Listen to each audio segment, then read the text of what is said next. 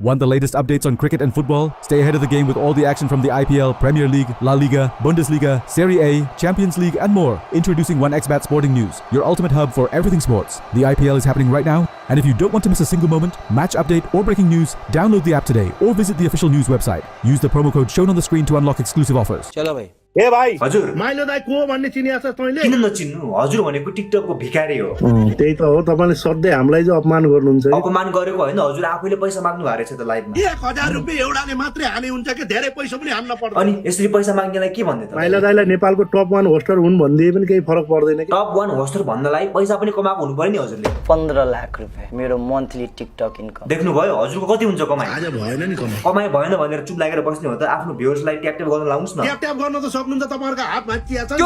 अनि साच्चीकै हात भाँचेकाहरूले कसरी ट्याप ट्याप गर्ने त मोबाइल राख कन्ट्रोल यसो ट्याप ट्याप गरौँ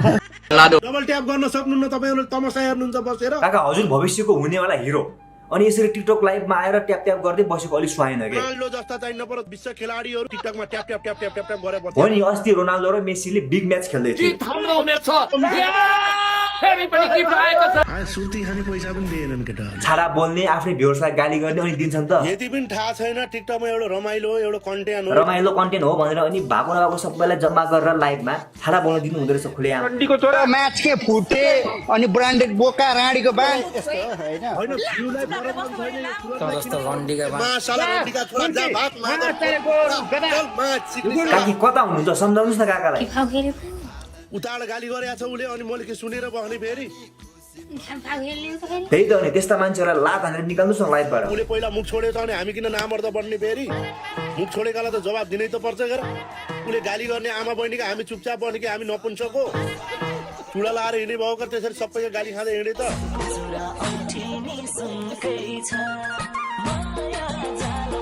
अरू भने त्यस्तै हो हजुरको डान्स चाहिँ कडा छ है बलिउडमा छिरेको भए किक बक्सर पनि हो सबै हो डान्स पनि गर्न जान्ने गाउन पनि जान्ने ठुलो भविष्य थियो पुण्य दाइ के हो पैसा चाहियो कि क्या हो फेरि टिकटक लाइभमा ज्याकी च्यानको जस्तो किक छ हेर्दा पनि राम्रो आर्मीमा पनि झन्डै सेलेक्ट भएको भनेपछि तपाई त वास्तवमा उहाँले कन्टेन्ट होस् भनेर झुटो प्रशंसा गर्दै हुनुहुन्छ काका मखै फुरिसक्यो बुढो भइसक्यो दारी फुरिसक्यो तर बुद्धि भनी यति छैन अस्ति फिल्म बनाउने भन्दै हुनुहुन्थ्यो अब फेरि किताब निकाल्ने अरे। किताब सधैँको लागि ए किताबै निकाल्ने महिला दाइ शिवजी खरेल टिकटक स्टारको अमर कहानी अँ अथवा जीवन कहानी भने पनि अमर कहानी भन्दा जीवन कहानी कि राम कहानी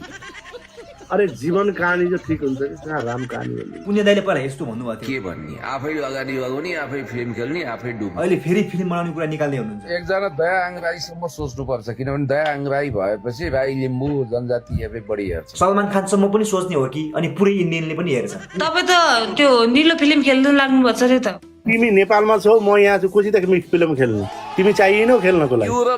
माइला टोनको बेड सिन बनाउने कि नबनाउने हो कि त निलो फिल्म खेल्नु पर्यो नभए दुईजनाको बेडसिन निकालेपछि हेर्लान् नत्र हेर्नेवाला छैन नि फिल्म कसले हेर्दैन महिलाले के गरेछ भने दुश्मनले पनि हेर्न जान्छ साला एकचोटि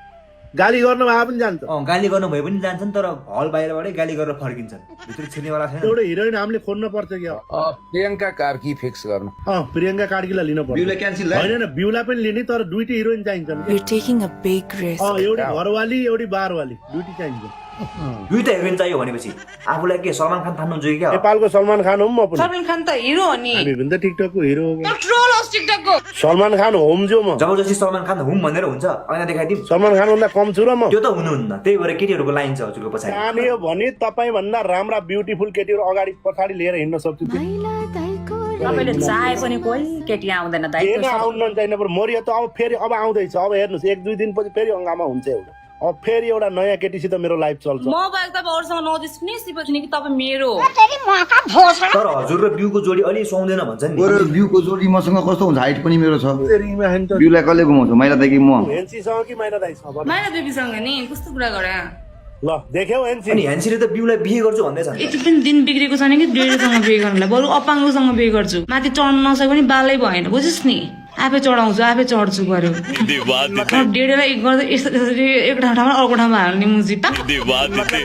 यो भाउ हाम्रो एनसी भाइ त बोल्नै छोड्नु बिउमा माथि खिदा छ दाइ तपाईँको डरले मात्र नबोलेको कि फाल्टु बकवास नगर है बोका यो कारमा घुमाउँछु बिउलाई तिम्रो सक्कल हेरेर चाहिँ पर हट्छ अनि कहाँबाट घुमाउँछौ तिमीले बिउलाई बिउलाई चाहिँ तपाईँ घुमाउन पाउनुहुन्न क्या बिउलाई चाहिँ म घुमाउँछु क्या दाइ तेरीमा हानी डेरा तपाईँ भागुते हो माटो टोक्ने भागुते भाग यहाँबाट साला रन्डिका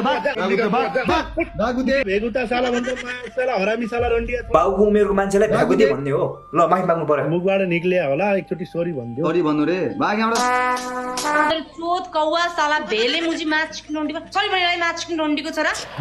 कालो काग माछाला चोर डेढे माछाला पुरी मुखेको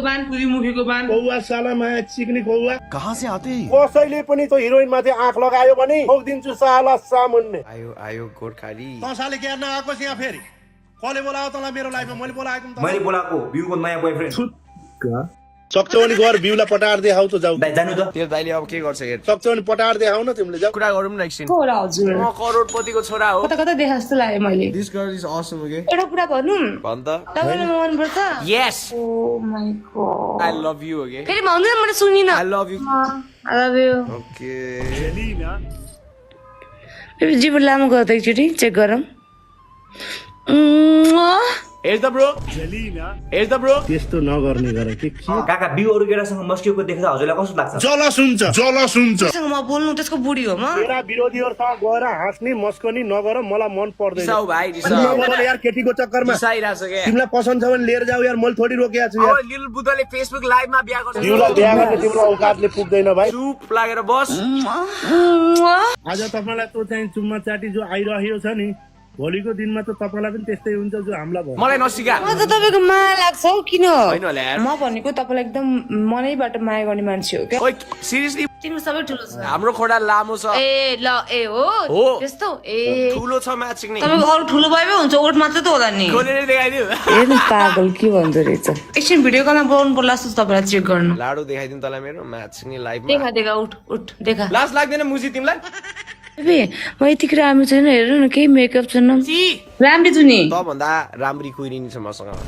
रिसाइरहेछ के केटस्टा मुजी नरिसा तर सरी भन्ने कि नभन्ने आइ एम रियली सरी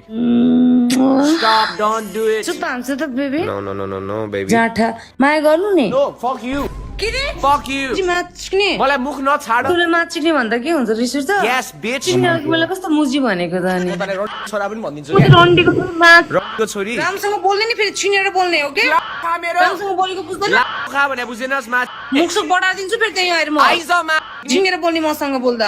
भेट्ला चाहिँ फेरि मुजी रियल ग्याङ्स्टर हो हामी मा तपाईँ त ग्याङस्टर हुँदो रहेछ है कस्तो डर लाग्यो मलाई डरा मा डरा तपाईँको धम्कीले मेरो तलको रौँ पनि उफ्रिन खुट्टाको बुझ्नु भयो नि मसँग खुकुरी छ खुकुरी खुकुरीको कुरा आइसक्यो यहाँ माई गड अहिले खुकुरी खानेवाला छ मुजी साला खाँदै सक्नुपर्छ माचिक्ने रन्डीको बा खुकुरी हान्दिन्छु रन्डी बाद रानीको बा पहिला तेरो बोली सुधार बाउ समान आफ्ना दाइ समानका मान्छेलाई यसले चाहिँ नपरो फोरो फोरो मुख छोड्थी त्यस्तै केटी हो यो बिउ भनेको एक नम्बरको गुन्डिनी केटी हो पागल निगेटिभ हो त्यो न पहिला सुध्रेको थियो न अहिले सुध्रेको छ न आउने 10 वर्षमा सुध्रिन्छ मैले कति सुधारेर यसलाई लाइनमा ल्याएको थिएँ हेर्नु त भ्यागुते अरे हजुरलाई तिमीहरूका बाउलाई यदि कसैले चाहिने पऱ्यो भेगुते भनिदियो भने तिमीलाई कस्तो लाग्छ भनाउ त त्यो भ्यागुते भन्नेहरूलाई भनिदिनुहोस् त काका हजुर को हो भनेर माइला दाइ भनेको बाघ हो बाघ साले भ्यागुते बहुत खराब छ क्या तपाईँको बानी तपाईँ खत्तम आइने कत्रो भ्यागु त यार यसलाई भन्छ पा भ्यागु तकडा हो बाउ समानको दाइ समानको मान्छेलाई आएर भेगुते अरे ओए भ्यागु त तेरो बाउ भेगी थियो मासाल हेबेको मलाई पारा ताते बेला झन् तताउँछ आएर साला चम्मको भ्यागु त रहेछ यता सुन बोका त्यो दारी सारी उखल्दिन नपरोस् फेरि अबे भ्यागु त भ्यागु त हैन नि त मेन्डक भन मेन्डक भ्यागु त हैन मेन्डक भन मेन्डक